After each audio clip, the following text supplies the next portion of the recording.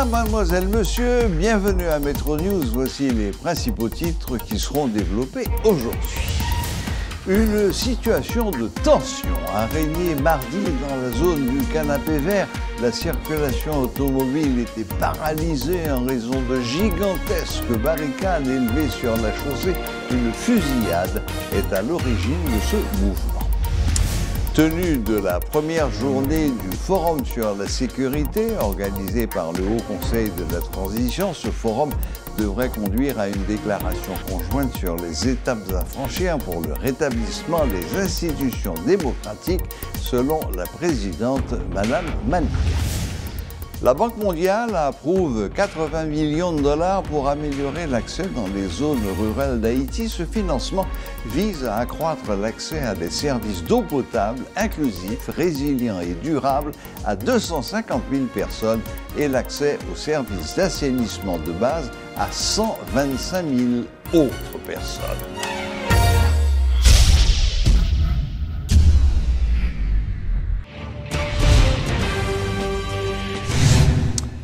La première journée du Forum sur la sécurité organisé par le Haut Conseil de transition s'est déroulée ce mardi.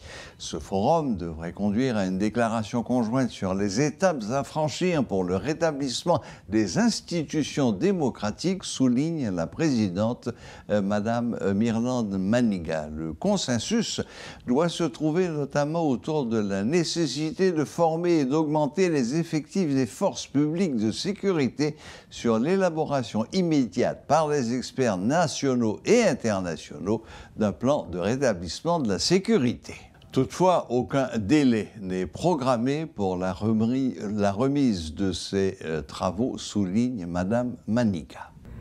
Nous avons une approche multisectorielle de l'insécurité et en Haïti, nous avons les compétences requises pour la mettre en œuvre. La solution n'est pas la prise en charge totale du pays et de ses institutions, et encore moins quel que soit le justificatif d'une telle démarche, une délocalisation des discussions portant sur la connaissance des mœurs, du mode de vie des habitants, des frustrations des jeunes, des abus faits aux petits paysans, de la décapitalisation des victimes du passé et des affinités du peuple. Le rêve haïtien appartient à chaque Haïtien. Laissez-le le définir et le vivre. Le dialogue doit être avant tout inter-haïtien et se dérouler en Haïti, théâtre de ce qui nous accable et nous fait espérer. Je formule le vœu que vous contribuerez durant ces 2 jours, chacun, selon ses compétences et son expérience, à réaliser ce grand chantier, ce grand cahier de charges devant guider les décideurs à prendre les mesures adéquates en vue de lutter efficacement contre ce fléau qu'est le banditisme. De cette table ronde, je fonde l'espoir que vous allez travailler à obtenir 3 extrants. Une stratégie de sécurité élaborée par des experts nationaux et internationaux à soumettre au HCT qui la fera parvenir au gouvernement avec ses recommandations. Un document de déclaration conjointe incluant un processus de révision de la Constitution sous une forme à définir. Enfin, la préparation des élections à venir selon un chronogramme assez concluant mais raisonnable pour encadrer la mise en œuvre des étapes. Et pour atteindre les objectifs précédents, la table ronde s'appliquera à élaborer les éléments de renforcement de la gouvernance du pays par le rétablissement des organes de l'État et de ses pouvoirs, sans céder à l'anarchie destructive ou à l'autoritarisme stérile, tout en privilégiant la justice sociale, appelée à cimenter tout effort de renouveau. Il n'y a pas de délai programmé ni de date immuable. Mais nous garderons à l'esprit que nous ne disposons pas d'un temps indéfini qui servirait d'excuse pour les manquements. Le Haut Conseil est mobilisé pour répondre aux attentes de la population et pour mettre un terme à leur impatience et à leurs inquiétudes. La circulation automobile a été paralysée ce mardi dans la zone du Canapé Vert en raison de gigantesques barricades élevées sur la chaussée.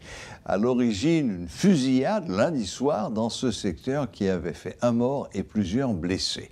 En réaction, les riverains protestent à travers des barricades et des fouilles systématiques de suspects. Rappelons que l'opération Bois-Calais avait débuté au Canapé Vert par le lynchage de 14 présumés bandits qui se trouvaient avec des armes et munitions dans un autobus le 24 avril dernier.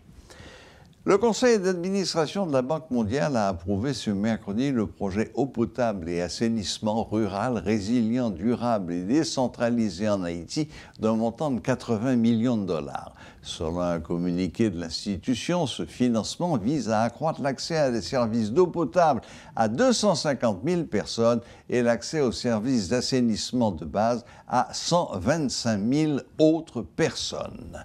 L'accès à l'eau potable et à l'assainissement est essentiel à la réalisation des objectifs de développement durable car il stimule la croissance économique, soutient les communautés saines et est essentiel et fondamental à la vie elle-même. En Haïti, les résultats enregistrés dans ce domaine ont stagné au cours des dernières années et se sont même détériorés dans certaines régions en raison, entre autres, d'une instabilité prolongée, de l'augmentation de la violence et de l'insuffisance des investissements dans ce secteur, a dit Laurent Selati, chef des opérations de la Banque mondiale en Haïti. Ce financement de la Banque mondiale vise à soutenir Haïti dans ses efforts pour atteindre un accès universel et équitable à l'eau potable et à l'assainissement, en particulier dans les régions pauvres et reculées. En Haïti, l'accès à l'eau potable de base dans les zones rurales et les petites villes est faible et en déclin. En 2020, seulement 43% de la population rurale d'Haïti avait accès à l'eau potable contre 48% en 2015 et 50% en 1990. Cette situation est en partie la conséquence d'un manque d'investissement et d'entretien des infrastructures connexes. Sur les 13 626 points d'eau améliorés enregistrés en 2022, seuls 51% fonctionnaient et sur les 1041 systèmes d'approvisionnement en eau courante desservant les zones rurales denses et les petites villes, seuls 41% étaient fonctionnels.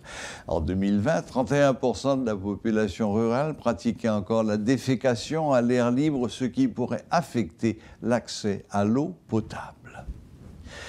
La ville du Cap-Haïtien, qui accueille un nombre important de touristes ces derniers jours, fait face actuellement à un problème d'insalubrité. Les canaux ne sont pas curés, des tonnes d'immondices sont visibles dans certains quartiers. Malgré ce décor, les activités nocturnes se déroulent comme à l'ordinaire, selon certains citoyens interrogés, qui expliquent que le climat sécuritaire est loin d'être un souci majeur comparativement à la capitale. Comment était la deuxième ville du pays à l'occasion des 220 ans du drapeau? Suivez ce reportage de Rudolph Pierre-Louis. La ville du Cap-Haïtien est située au nord de la République d'Haïti. Les côtes baignées par l'océan Atlantique, sa splendeur, la fit surnommer au XVIIIe siècle le Paris de Saint-Domingue. La ville a été fondée en 1670 sous l'administration du gouverneur Bertrand d'Augeron. Toutefois, ce n'est qu'en 1711 que la publication d'une ordonnance royale l'a créée officiellement sous le nom de Cap français.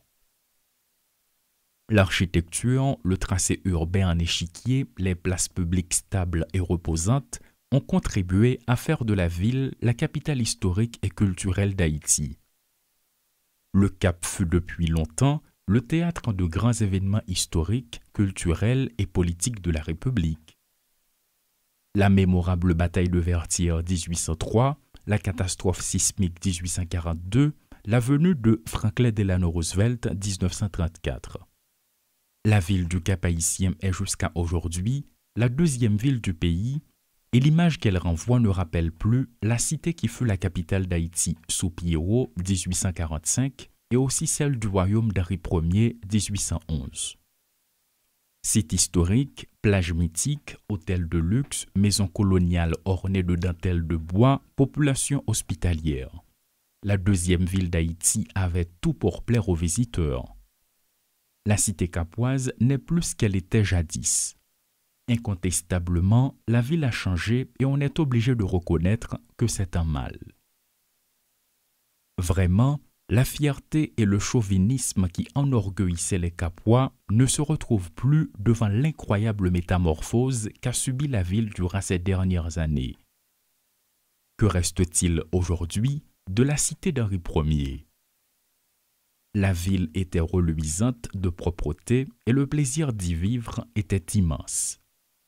Les affres de l'exode rural, le laisser-aller par manque de compétences des autorités politiques et civiles, ajoutés aux troubles politiques, ont entre autres causes contribué à altérer l'image idyllique du Cap-Haïtien et à l'isoler sur le circuit touristique.